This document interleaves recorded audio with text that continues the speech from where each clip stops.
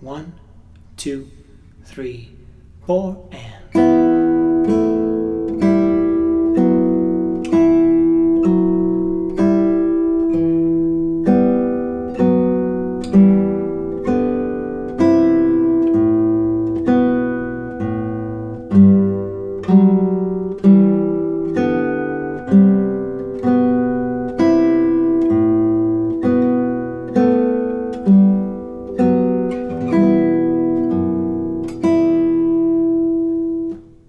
Welcome back, everybody. In this video, our focus is going to be exercise number 5 from Solo Guitar Playing 1 by Frederick Noad.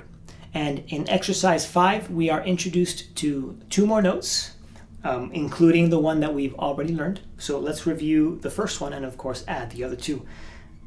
The first note we learned is the first string open. It's called E. Fairly simple. The second string the second note we're going to learn is on the second string, and the second string is called B. Okay, that is also going to be played open in this exercise. And the third note we're going to learn or play is G, which is the third string open. And he has a quick short description about these 3 notes right above the exercise, since you should have your book in front of you following along. Now, so we have to focus on 2 things now. One, making sure that we're reading and playing the correct note values, which was kind of our focus in the previous 4 exercises. And we now also have to make sure we are reading and playing the correct note. So we have to distinguish between the E, the B, and the G. All right? So let's break down each and every measure, and then I want to talk to you about something called awkward string crossings. And when we get there, I'll show you what that's all about. All right? So for the first measure, we start with our middle finger, since that is what is notated in the book. M-I-M, and then he has etc. So you can alternate M-I-M-I-M-I-M-I, kind of like I mentioned in the previous 4 exercises. So for measure 1, we have the E playing 3 times. Those 3 notes, those 3 E's, are all quarter notes. And then we have a B, which is also a quarter note. So that 4th count, we have to make sure we play the second string and not the first string. All right? So here we go. On the count of 4, 3, 4, and E, E, E, B. That would be how you play that first measure. Moving on to measure 2, we have 2 half notes. They're both E's, so they're going to be on the first string. And keep in mind that in the previous measure, we finished by playing that B with our index finger. So now we're going to make sure we are playing the E with our middle finger, making sure to alternate properly, okay? All right, here we go. Measure 2, 3, 4, and 1, 2, 3, 4. All right, remember, half notes are 2 counts. So the first half note is going to take up the first 2 counts of the measure. And then the second half note is going to take up the second 2 counts of the measure, which would be 3 and 4. In measure 3, we have B, B, and then G and B. And that G is going to be another one of those new notes, third string open, all right? We're going to start measure 3 with our middle finger, since in the previous measure, the last note we played was played with our index finger. So now we have here in measure 3, let me count it off. 3, 4, and 1, 2, 3, 4. And here we come across our first instance of awkward string crossings. So we start measure 3 with our middle finger. So we play the first B with our middle finger. Now we play the second B with our index finger. Makes sense? The next note is a G. The next finger we have to use is our middle finger. So we're going to use our middle finger to play the third string. The reason this is called an awkward string crossing is because if you were to place your index finger on that second string and then place your middle finger on the third string, you'll notice that the longer finger, middle finger, is having to play a note or a string that's closer to you, closer to your hand, which is a bit awkward, right? It would make more sense to use our index finger for the string that's closer to us, since it's a shorter finger, and then our middle finger to play the second string, since that finger's a little bit further. This makes sense, okay? Putting your fingers in the opposite direction does not necessarily make sense. It's a little counterintuitive. So I can tell you right now, when you do double up fingers, most of the time, you don't realize it, but most of the time you're avoiding having to play that awkward string crossing, okay? This happens a lot within this exercise, exercise 5. So let's try this again. In measure 3, we have B, B, G with our middle finger, and then B with our index finger, and that is our second instance. So 2 instances of awkward string crossings within this measure.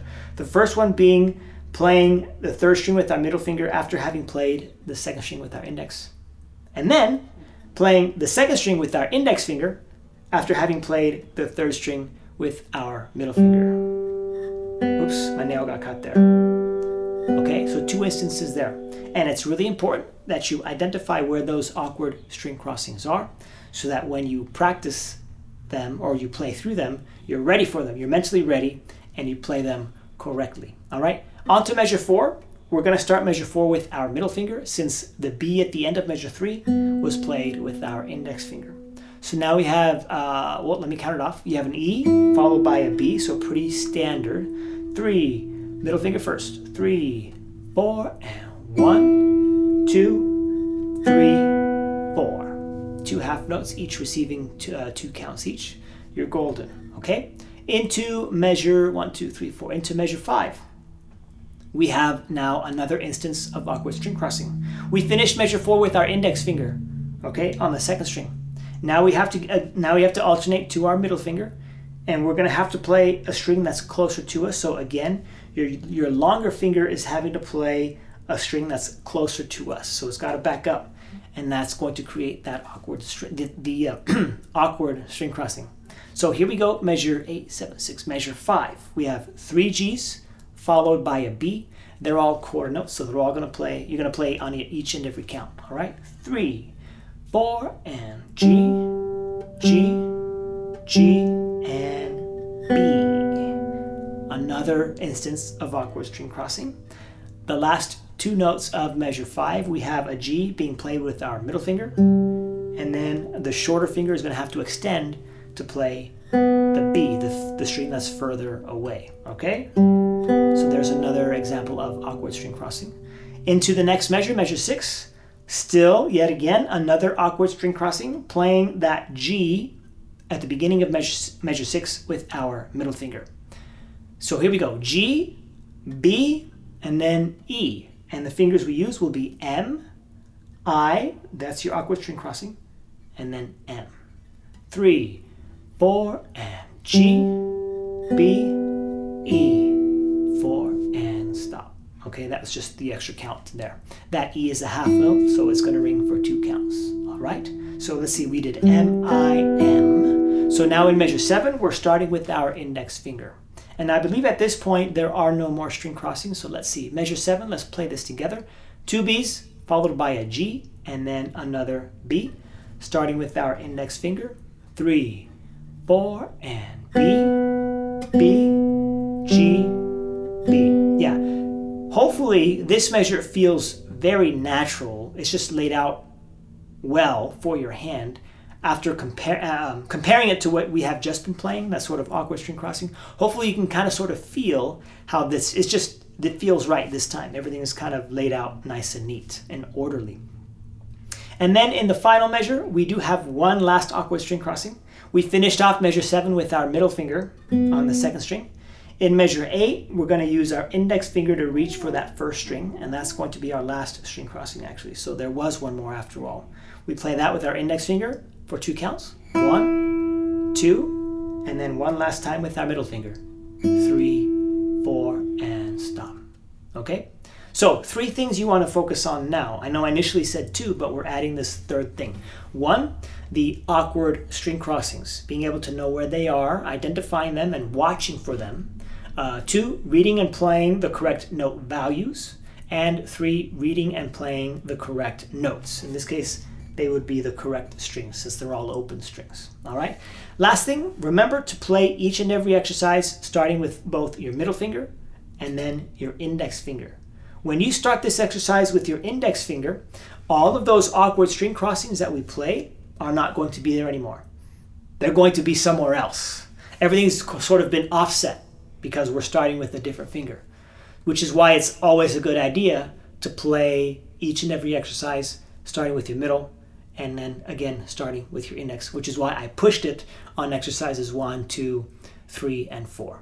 Last thing, make sure you play each exercise with both free strokes and rest strokes. All right, they're going to make a difference. They're two entirely different sorts of techniques, so it's important that you practice both of them separately. All right, and that concludes this exercise. Most of the exercise following are going to be the same 3 strings. We're just reviewing our note values and practicing those awkward string crossings, okay? So practice exercise number 5, and when you're ready, I will see you in exercise number 6.